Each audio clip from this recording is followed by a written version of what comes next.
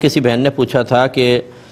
جو پیدائش کے بعد بچے کے کان میں اذان دی جاتی ہے یہ اس کے غسل سے پہلے دے سکتے ہیں یا غسل کے بعد ہی دینی چاہیے؟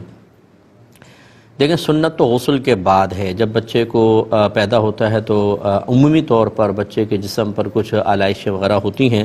تو پہلے اس کو غسل دیا جائے، پاک و صاف کیا جائے اور پھر اس کے کان میں اذان دی جائے۔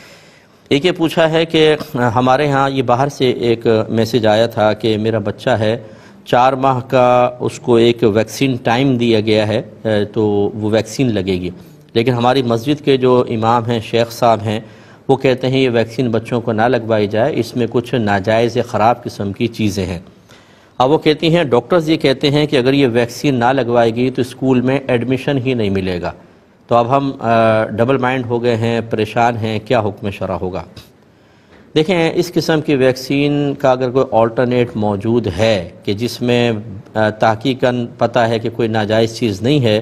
یا کم از کم یہ کنفرم ہے کہ کوئی ناجائز چیز نہیں ہے، یہ مطلب یہ آپ کو پتہ ہی نہیں ہے کہ جائز ہے ناجائز ہے تب بھی جائز، اور یہ کنفرم ہے کہ ناجائز چیز نہیں ہے تب بھی اس کا لگانا جائز ہوتا ہے، تو ایسی کوئی چیز ہے تو لگوا لیں۔ اور اگر ایسی نہیں ہے تو پھر اب یہ شبے والی چیز جس کے بارے میں شیخ صاحب کہہ رہے ہیں، یقینی سی بات ہے انہوں نے کسی لیبارٹری میں چیک تو نہیں کروایا ہوگا، انہوں نے بھی سنی سنائی افواہیں جو اکثر ہوتی ہیں وہ اسی کے مطابق بیان کیا ہوگا۔ جیسے ہمارے یہاں پولیو کے قطرے کے بارے میں بہت ساری افواہیں مشہور ہیں کہ بچوں کو نہ پلوائیں، اگر پلوا دیا تو ہو سکتا ہے کہ ان میں مطلب آئندہ آگے چل کر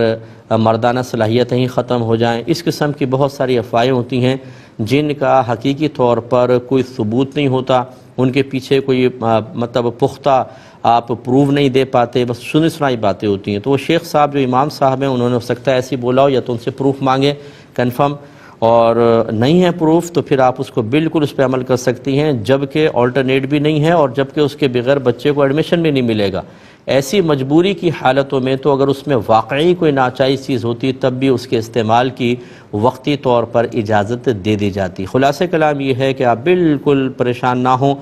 اس دوا کا اگر وہ امام صاحب فرض کر لیں کوئی ناجائز چیز کے ملنے کا پروف دے دیں اور آلٹرنیٹ موجود ہو تو وہاں چلی جائیں، اور اگر پروف نہ دے سکیں، آلٹرنیٹ نہیں ہے تو اسی کو آپ لگوا لیں، آپ کی کوئی گرفت نہیں ہے۔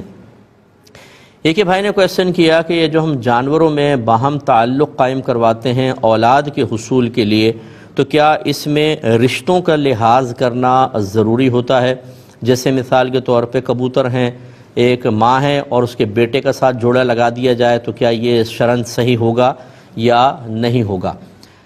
دیکھیں، یہ جو